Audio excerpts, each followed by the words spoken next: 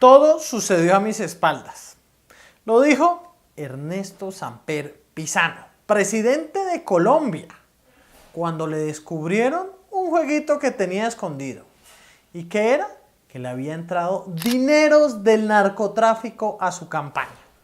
Y él, como que no sabía la cosa, dijo, mire, esto sucedió a mis espaldas, yo no sé. Lo curioso de esta frase de Samper es que la han utilizado otros presidentes. La utilizó incluso Juan Manuel Santos, cuando dijo, me acabo de enterar, cuando también entraron dineros a sus campañas. Pero no solo ellos, sino Gaviria, Pastrana, incluso el mismo Álvaro Uribe Vélez. Los presidentes de Colombia en las últimas décadas, ¿qué han hecho? Cuando les descubren las bolsas de la ropa sucia, dicen yo no sabía de esto. Y al final, ¿qué es lo que pasa? Dos cosas. Cogen a su mano derecha y la meten a la cárcel. Y la carroña es la que la devora. Y dos, a ellos no les pasa es nada. Los presidentes de Colombia han cometido grandes errores, crímenes y han estado envueltos en escándalos y al final no les pasa nada. Por eso en este programa vamos a tratar de descubrir cuáles son esos elementos que comparten todos esos presidentes para saber que es algo innato en la política colombiana. ¿Y saben qué es lo peor? Que la gente sigue votando por ellos. Los mismos con las mismas. Los que han creado la corrupción, los que la han mantenido, los que la han alimentado, son los que siguen gobernando el país. Por eso la pregunta que siempre te tienes que hacer, ¿por quién vas a votar? Veamos. Ernesto Samper siempre va a ser recordado por el elefante y el proceso 8000. Todos los parlamentarios que recibieron cheques de empresas fachada del cartel de Cali y otros que aparecieron en la contabilidad de los capos fueron apresados y condenados. La mayoría aceptó los cargos. Todos ellos habían apoyado decididamente la campaña de Ernesto Samper a la presidencia de la República. El entonces fiscal general Alfonso Valdivieso Sarmiento abrió las diligencias preliminares que habían sido radicadas bajo el número 8000. De ahí nació el nombre, como históricamente se conoció el proceso judicial que dejó al descubierto el matrimonio política-narcotráfico. Miren lo curioso, 1994, un año después de que mataron a Pablo Escobar. La gente ya creía que el narcotráfico había desaparecido con Pablo. Pero si miramos la realidad, todo lo contrario. El narcotráfico se metió directamente a la presidencia de la República. Imagínense lo que pasó. Entraron más de 10 millones de dólares a la campaña de Ernesto Samper.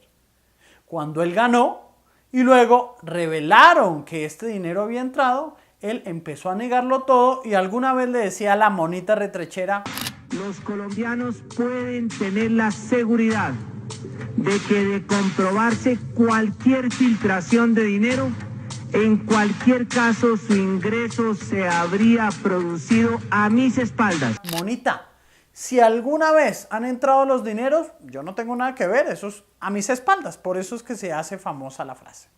¿Qué pasó ahí? Tanto el secretario de la campaña, el que manejaba el dinero, ese tesorero, como el director de la campaña fueron a parar a la cárcel. Sí, estoy hablando de Fernando Botero Sea, que al principio dijo que Samper no sabía nada, pero pasaron unos años y dijo que él lo sabía todo. Tratemos de analizar qué es esto. Si lo comparamos con el 2018, algo que pasó en 1994, el límite para una campaña presidencial son unos 4 millones de dólares. Lo que le entró a la campaña de Samper fueron 10 millones de dólares.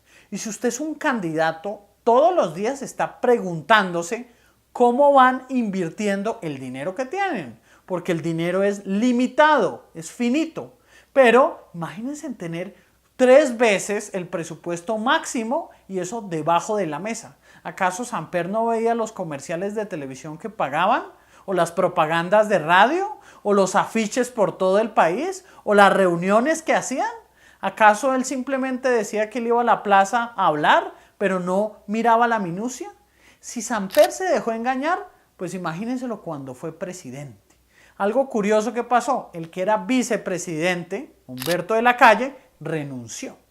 Y para comprobar que esto es cierto, el gobierno de los Estados Unidos tomó una decisión. Le cortó la visa americana. Primera vez que a un presidente de Colombia le cortan la visa. ¿Y por qué? Por andar con los narcos. Pero, ¿dónde anda Samper? Ha sido presidente de la UNASUR, ha seguido activo políticamente y nunca ha reconocido esto que efectivamente pasó.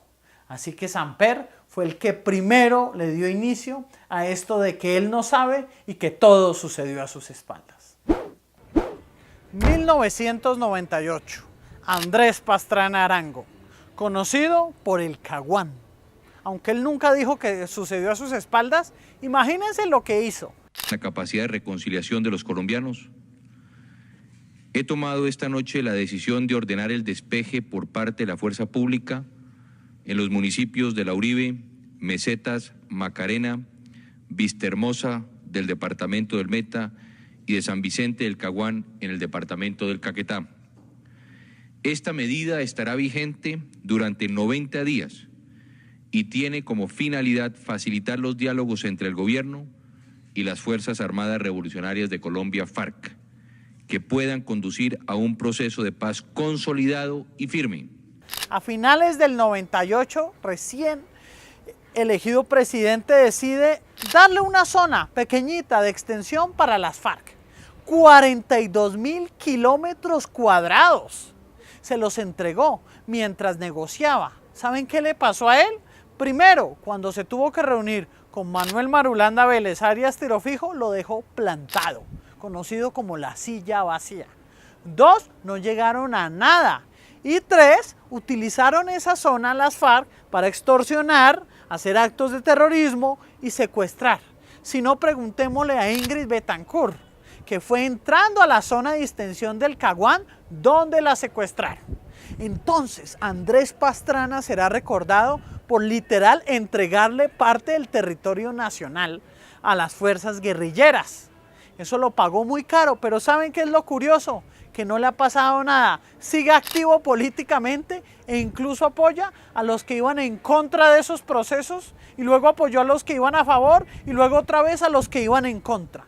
Es un tipo que cambia su decisión solo buscando su beneficio personal, pero no el del país. Así que recordemos a Andrés Pastrana Arango como el que otorgó una parte del territorio nacional para nada. ¿Y por qué? Al final, cuando lo fue a desmantelar en el 2002, los llamó, oiga, mijitos, salgan de ahí rápido porque voy a mandar las Fuerzas Armadas. Cuando llegaron, ya no había nada. Eso es Andrés Pastrana Arango del periodo 1998 al 2002. Llega el año 2002 y tras el desastre de Pastrana asume Álvaro Uribe Vélez, quien será recordado porque cambió la constitución para hacerse reelegir e intentó hacerlo por una tercera vez, pero la Corte Constitucional se lo impidió. Dentro de este periodo de tiempo, 2002 a 2010, pasó una cosa gravísima y fue conocido como el escándalo de las chuzadas, es decir, intervenir las comunicaciones de opositores políticos, líderes sociales y periodistas. Esta fue una operación sistemática, tanto así que había gran parte del Departamento de Seguridad Nacional enfocado a lograrlo. Y cuando fueron descubiertos, pues condenaron a 2 personas. Una, nada más y nada menos que el secretario de Presidencia, señor Bernardo Moreno, y 2, la directora del DAS.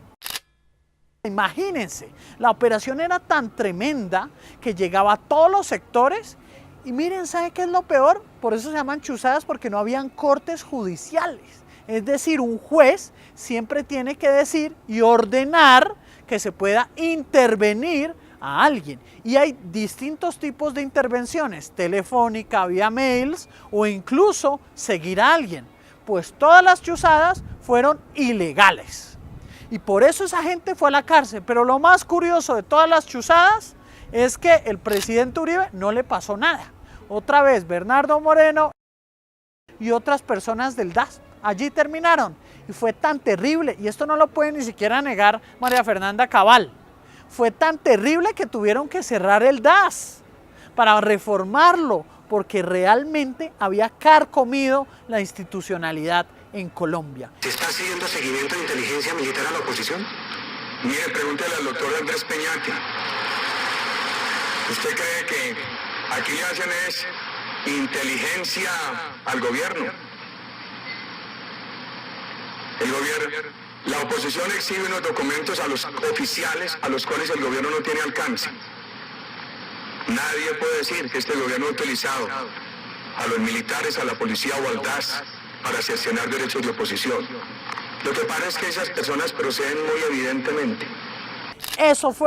Todo sucedió a las espaldas de Uribe Vélez. Nunca supo y tanto su secretario privado como la directora del Departamento de Inteligencia nunca le informaban sobre estas operaciones. Si lo comparamos un poco en los años 60, cuando intervinieron a Martin Luther King, quien defendía los derechos de los afroamericanos, fue por orden directa del presidente Kennedy, con conocimiento directo del Departamento de Justicia de los Estados Unidos y ordenado hacia el FBI de Edgar J. Hoover. En ese caso sí había órdenes judiciales, pero en el caso de las chuzadas del presidente Uribe no las hubo. Sigamos analizando. Muy al estilo Samper, llega el año 2010, cuando el presidente Juan Manuel Santos toma el poder y se hizo reelegir. Pero ¿saben qué es lo curioso? Que muy al estilo Samper recibió dineros por debajo de la mesa. Pero esta vez ya no fueron los grupos de narcotraficantes, no, algo más sofisticado. Fue una multinacional brasilera llamada Odebrecht. ¿Qué fue lo que hizo? Les dio dinero a todos los candidatos, tanto en el 2010 como en el 2014, que eran afines a ellos. Pero no solo sucedió en Colombia, sino en toda Latinoamérica. Tanto así que el director de campaña, Roberto Prieto, va a ir a la cárcel. Entonces imagínense, el director de campaña va a ir a la cárcel porque se comprobó que tanto en el 2010 como en el 2014 entraron dineros, millones de dólares para la campaña. ¿Y qué fue lo que pasó? De que hubo recursos no registrados en mi campaña del 2010. Quiero expresar mi más absoluto rechazo y condena frente a ese hecho. Lamento profundamente y pido excusas a los colombianos por este hecho bochornoso que nunca ha debido suceder y del que me acabo de enterar. No autoricé ni tuve conocimiento de esas gestiones, las cuales se hicieron en directa violación de las normas éticas y de control que exigí se impusieran en la campaña. Al principio Santos lo negó todo, pero luego cuando las pruebas llegaron de la fiscalía, tuvo que reconocer y al final él dijo, me acabo de enterar. Entonces, esta es una práctica común de los expresidentes, tratar de ocultar lo que verdaderamente sucedió. Y si lo comparamos con Latinoamérica, tanto en Perú como en Panamá, como en Ecuador, varios expresidentes ya han sido juzgados, judicializados y hasta enviados a la cárcel. Entonces realmente la justicia colombiana en términos del presidente y del jefe de Estado está cojeando. Por eso el gran reto es para el Consejo Nacional Electoral, que si hiciera su labor debería haber sancionado al partido del presidente Santos e impedir y juzgar a Santos mismo. Pero es lo que pasa, ningún presidente en el siglo XX ha sido condenado por sus crímenes.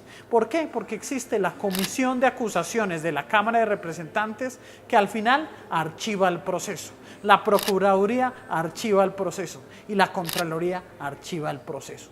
Es hora de que Colombia cambie y se transforme esa falta de justicia para los gobernantes.